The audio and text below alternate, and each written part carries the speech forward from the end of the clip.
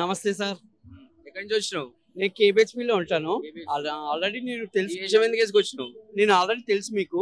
మీ channels వాళ్ళందరూ కూడా, మీ media వాళ్ళు కూడా నన్ను ఎక్కడ ఏ సభలకు వెళ్తే కూడా నన్ను ప్రోత్సహిస్తూ ఉంటారు.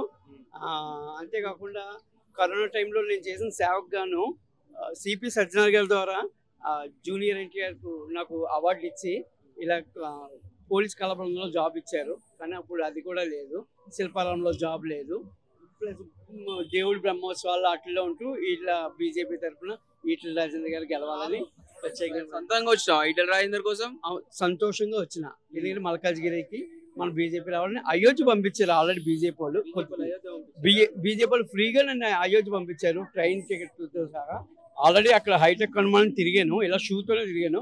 ఓన్లీ గుళ్ళో షూ తీసాను, గుళ్ళో మాత్రం దాన్ని గంట సేపు నుంచోబెట్టి. హనుమంతుడు అంత ఇష్టం నీకు? నాకు స్టిల్ బ్యాచులర్, 53 years, ప్లస్ హనుమంతుడు వేషంలో నేను చాలా డ్యాన్స్లు వేస్తుంటాను. నాకున్న డ్యాన్స్ హ్యాబిట్ ప్రొఫెషన్గా మార్చుకున్నాను. జై శ్రీరామ్. ఇంతమందిలోని నేను ఒక్కడనే కదా, అందుకే కదా నా దగ్గరికి వచ్చాను. ఈటెల గెలుస్తాడంటావు? పక్కా గెలుస్తాడన్న, పక్కా గెలుస్తాడు. ఎందుకంటే ముందు మల్కాజ్గిరికి రేవంత్ రెడ్డి గారు చేయలేదని తెలుసు ఆల్రెడీ. ప్రస్తుతం మోడీ గారు ఎంత చేశారో తెలుసు. ఎన్నాళ్ళ నుంచో పెండింగ్లో ఉన్న అయోధ్య రామాలయాన్ని మొన్న విగ్రహం పెట్టి ఓన్లీ ఫస్ట్ ఫ్లోర్ అయింది, ఇంకా అవుతుంది. అయినా సరే ఇంతమందిని తీసుకెళ్ళి అబ్బో అవి చూసి కళ్ళు చెదిరే నర్మదా నది ముందు తిరుగుతూ అయోధ్యలో నాకు ఇంకా అది చెప్పలేని అనుభూతి. ఇక్కడ 20 ఏళ్ళ నుంచి నేను ఇలాంటి ప్రోగ్రాలు చేస్తున్నా సరే అయోధ్య మాత్రం నాకు చెప్పలేని అనుభూతి. అందువల్ల పక్కా బీజేపీ వస్తుంది. మల్కాజ్గిరి మాత్రం ఈటెల రాజేందర్ గారు లైట్ వెయిట్ డ్యాన్స్ వేస్తాను కదా, చిన్న డ్యాన్స్ వేస్తాను.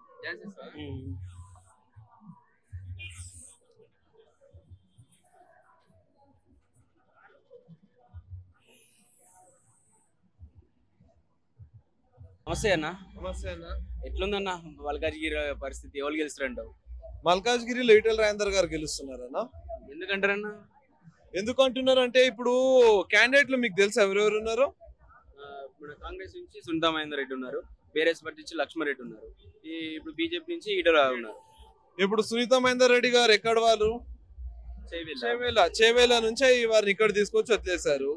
మీరు ఎలా అనుకుంటున్నారు? మల్కాజ్గిరిలో వారు ఎవరో తెలియదు. ఇప్పుడు రాగిడి లక్ష్మారెడ్డి గారు అంటారా? లక్ష్మారెడ్డి గారు అసలు ఆయన టికెట్ ఇచ్చే వరకు మల్కాజ్గిరి ప్రజలకు అలాంటి ఒక వ్యక్తి బీఆర్ఎస్ పార్టీ నాయకుడు ఉన్నాడని కూడా తెలీదు. ఈటెల రాజేందర్ గారు ప్రజల వ్యక్తి, 6 సార్లు ఎమ్మెల్యేగా ఎన్నుకబడ్డారు, 2 సార్లు మంత్రిగా పనిచేసినటువంటి అనుభవం వారికి ఉంది. అసలు ఇప్పుడు మాకు పోటీ అంటే మల్కాజ్గిరిలో రాజేందర్ గారు పోటీ లేదన్నా. వారు మెజారిటీ కోసం పనిచేస్తున్నారు కానీ గెలవడం కోసం కాదు. ఆయన ఎవరు ఉండాలి? మోడీ ఉండాలా, రాహుల్ గాంధీ ఉండాలా? ఇప్పుడు మీరు అనుకుంటున్నారా కాంగ్రెస్ పార్టీకి మోడీ గారికి అసలు ఇది ఉందని, ఫైట్ ఉందని? 1 సైడ్ ఉందన్న. దేశ ప్రజలు నరేంద్ర మోదీ గారు ఎన్నుకోవాలని కోరుకుంటున్నారు, ఎన్నుకుంటారు. నరేంద్ర మోదీ గారు ఆప్కి బార్ 400 పార్ అన్నారు అంటేనే దానికి ఖర్గే గారు కూడా ఒప్పుకున్నారు కదా. రాజ్యసభలో ఖర్గే గారే అన్నారు కదా ఆప్కి బార్ 400 పార్ అని. దేశంలో కేంద్రంలో మీకు మోదీ గారు ఉండాలి, రాష్ట్రంలో కూడా వచ్చే ఎన్నికలలో ప్రజలు బీజేపీని గెలిపిస్తే అభివృద్ధి పథకంలో రాష్ట్రం నడుస్తుంది. ఒకవేళ 400 సీట్లు వస్తే ఏం జరగబోతుంది అంటారు? ఏం జరగబోతుంది అంటే అన్న, బీజేపీ మేనిఫెస్టో పెట్టింది కదా, ఆ మేనిఫెస్టోలో ఏముంటే అదే అవుతుంది అంతే. మేనిఫెస్టో మించి బయట కోరన్న. మేము ప్రజలకు ఏం ప్రామిస్ చేస్తే అదే చేస్తాం అన్న. ఏమంటారు? ఏం నచ్చింది మీకు? ఇది 10 ఏళ్లలో ఏం నచ్చింది అంటే ఏం చెప్తారు? ఒక విషయం చెప్తారా?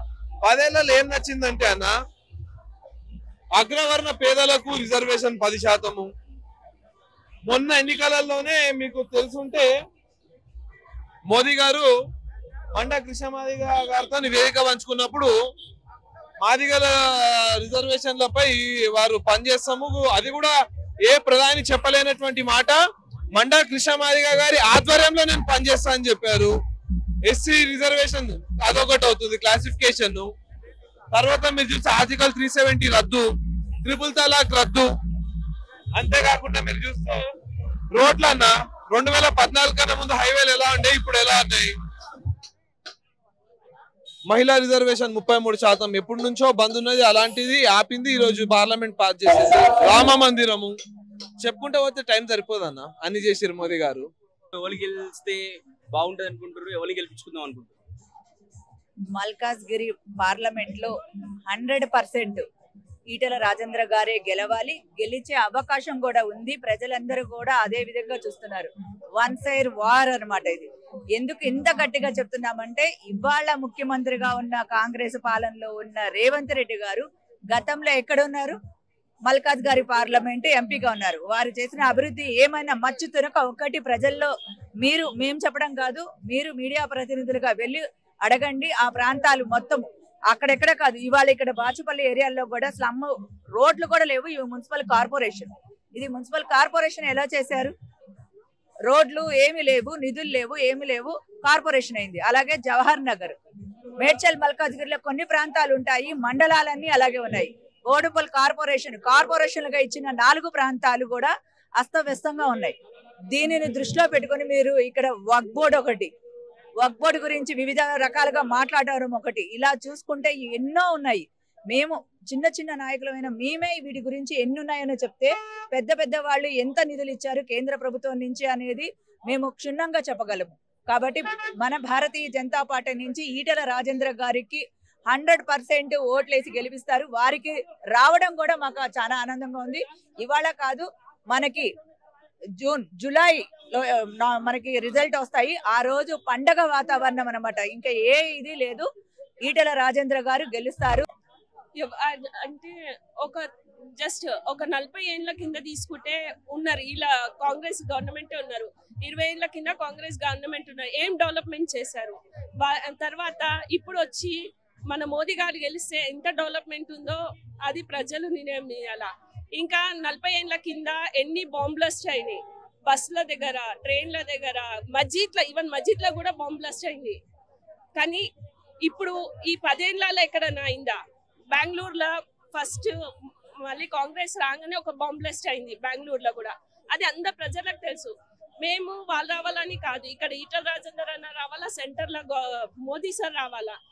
వస్తేనే ప్రజలు నిమ్మలంగా ఉంటారు. కోవిడ్ అప్పుడు కూడా అందరికి సింపుల్ గా ఇచ్చినాడు, ఫ్రీగా ఇచ్చినాడు. కానీ దాన్ని కూడా ఆపోజిషన్ పార్టీ వాళ్ళు మిస్యూజ్ చేసుకున్నారు. 1500, 1 lakh దాకా అమ్ముకున్నారు. అందరికి ప్రజలకైతే తెలుసు. కానీ అక్కడ నుంచి సెంటర్ నుంచి అయితే అందరికి ఫ్రీగా వచ్చింది.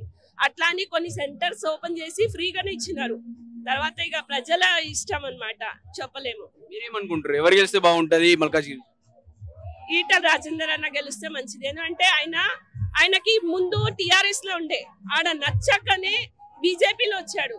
హుజూరాబాద్ లా ఎమ్మెల్యేగా గెలిచాడు. అక్కడ ప్రజలకు తెలుసు ఎంత పని చేస్తాడు ఆయన అని. ఇప్పుడు ఇక్కడ కూడా పార్లమెంట్ లో ఈటెల రాజేందర్ అన్ననే వస్తాడు, హై మెజారిటీతో వస్తాడు. మేము